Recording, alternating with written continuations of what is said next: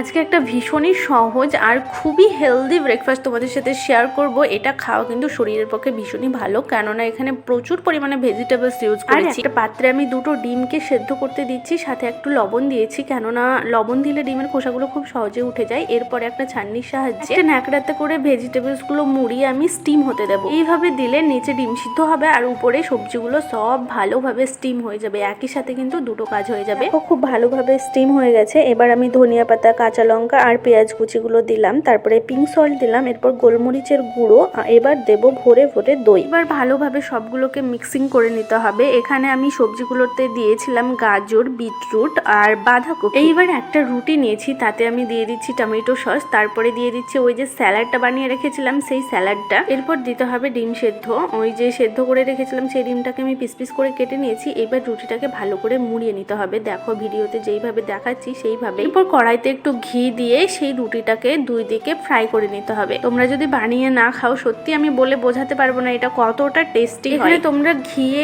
রুটিটাকে ফ্রাই না করে এমনিও খেতে পারো। আমি একটা রুটি ফ্রাই করেছিলাম। ভিডিওটি ভালো লাগলে লাইক করো, কমেন্ট করো আর পেজটি ফলো করতে ভুলবে না। আর যারা ইউটিউব থেকে দেখছো চ্যানেলটা অবশ্যই সাবস্ক্রাইব করে দিও।